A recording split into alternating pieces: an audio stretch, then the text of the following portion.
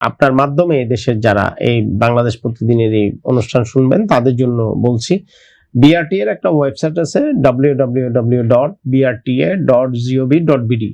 এই ওয়েবসাইটে ঢুকলেই আপনি সড়ক দুর্ঘটনায় হতাহতদের ক্ষতিপূরণ তহবিল নামে একটা আছে, লিঙ্ক আছে। এই লিঙ্কে যখন আপনি ঢুকবেন আপনি একটা ফর্ম পেয়ে যাবেন। এই ফর্মটা নেবেন। ফর্মটা নেওয়ার পর আপনার কিছু তথ্যের কথা বলা আছে এখানে।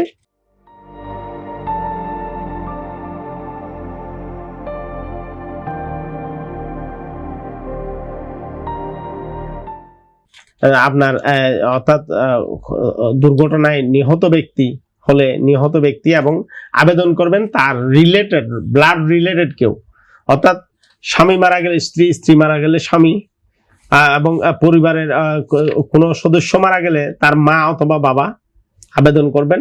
আবেদনকারীর এনআইডি, নিহত বা আহত ব্যক্তির এনআইডি দেবেন। আহত হলে আহত ব্যক্তি সরাসরি তার নামেই আবেদন হবে।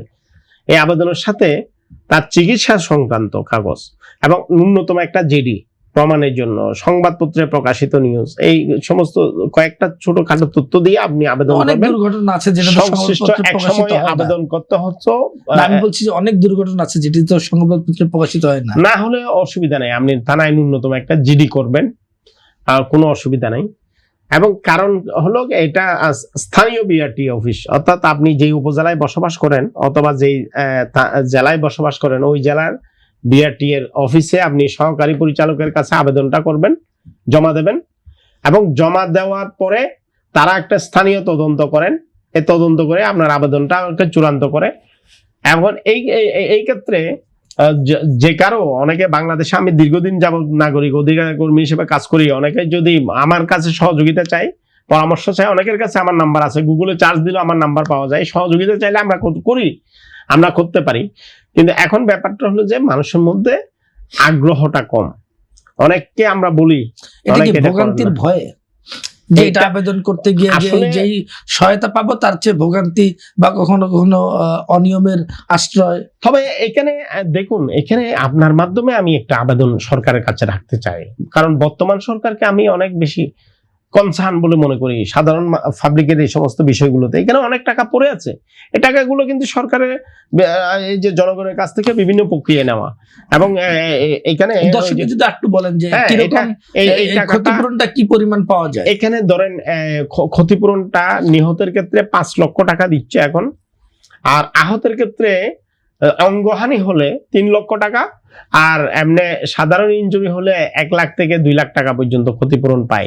যদিও এটা সাফিসিয়েন্ট নয়। আমি দেখেছি আমার এক আত্মীয়, আমার একটা খালাতো ভাই মোটরসাইকেল অ্যাক্সিডেন্টে তার প্রায় 40 লাখ টাকা খরচ হয়েছে, সে 3 লাখ টাকা ক্ষতিপূরণ পেয়েছে। কিন্তু এই 3 লাখ টাকাও তার শেষ সময়ে অর্থাৎ ইয়ার সময়ে তার কাজ দিয়েছে, অর্থাৎ 40 লাখ টাকা খরচ করতে হয়েছে তাকে দাঁড় দেনা করে। কিন্তু 3 লাখ টাকা পাওয়ার পরে এই 3 লাখ টাকা নিয়ে সে ক্ষুদ্র একটা ব্যবসা শুরু করেছে। এটা দিয়ে ওই যে ঋণগুলো এখন আস্তে আস্তে পরিশোধ করছে। এটা একেবারে ন্যূনতম হলেও কিন্তু কাজে দিচ্ছে। এই যে সমস্ত মানুষগুলো সড়ক দুর্ঘটনায় যে দারিদ্রতার কাতারে নেমে আসছে, এদেরকে ঠেক দেওয়ার জন্য মোটামুটি আমি মনে করি এটা একটা উপযুক্ত। তবে এই ক্ষতিপূরণ অঙ্ক আরো বাড়ানো দরকার বলে আমি সরকারের কাছে দাবি করি। একই সাথে সাধারণ মানুষ যারা ভয়ভীতি বা পাবো কিনা, করবেন কিনা, এটা তাদের কাছে আমি অনুরোধ করবো আপনারা প্রত্যেকে আবেদন করুন। এবং যথেষ্ট পরিমাণে এই ফান্ডে কিন্তু টাকা জমা হয়েছে ইতিমধ্যে, কিন্তু আবেদনকারীর সংখ্যা কম। সরকারের পক্ষ থেকে দ্রুততম সময়ে এটা ক্ষতিপূরণটা দেওয়ার ব্যবস্থা হচ্ছে সবাইকে। কতদিন লাগে? এটা ন্যূনতম 1 মাস পর্যন্ত লেগে যায়, কারণ এখানে উপজেলা পর্যায়ে একটা কমিটি আছে এবং জেলা পর্যায়ে একটা কমিটি আছে। এই দুটো কমিটি পার হয়ে তারপরে হেড অফিসে আসে, হেড অফিস অর্থাৎ বিআরটি এর সদর কার্যালয়ে আসে। সদর কার্যালয় থেকে 1 মাসের মধ্যে, আগে 3 মাস পর্যন্ত লেগে যেত, 4 মাস পর্যন্ত লেগে যেত, এখন 1 মাসের মধ্যে নিষ্পত্তি হচ্ছে।